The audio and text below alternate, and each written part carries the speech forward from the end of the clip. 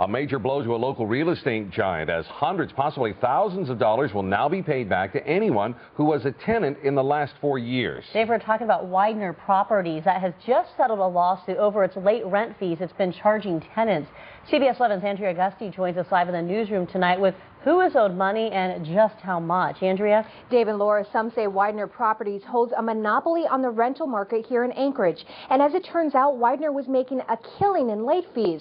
But thanks to a lawsuit, that's all changed, and you could be entitled to some cash. It's a big business that's charging big late fees.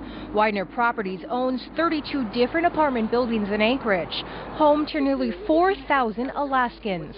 It's an empire that some say is a monopoly. If people in Anchorage are looking for a place to live, they might not have many other choices than Weidner to go to if they want to rent an apartment. Under a Weidner lease agreement, a $100 late fee for any rent paid 2 or more days late. They make upwards of $200,000 a year purely on late fees, so that's pure profit. The civil rights law firm Northern Justice Project filed a class action lawsuit against Weidner, saying the company has no right to charge a late fee as a penalty. They say the fee has to reflect the landlord's damages. A judge agreed, and Weidner settled. This class action lawsuit only affects those residents who don't play by the rules. If you pay your rent on time, and the majority of our residents do that, then you're not really going to be affected by this at all. Under the settlement agreement, Weidner owes any past and present Weidner tenants that have paid a late fee since July 24, 2004.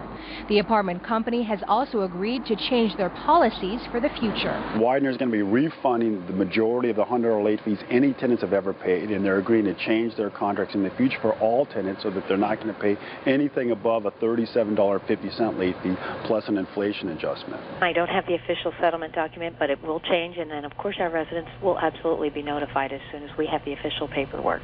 This is just the beginning.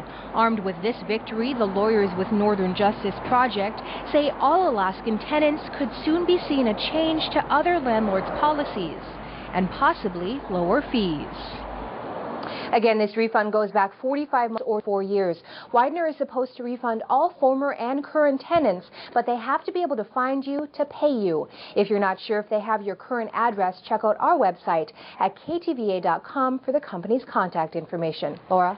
Andrea, it sounds like Weidner isn't obviously happy about this outcome. Is there any way that residents or current tenants may feel some of that backlash if they ask for a refund?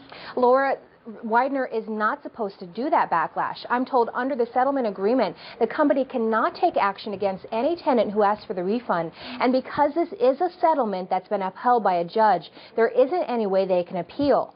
As for the refunds, because there is a lot of paperwork involved, it could be a few weeks to a few months before anybody sees any cash. All right. Thank you, Andrea, for that update tonight. That's Andrea Augusti live in our newsroom.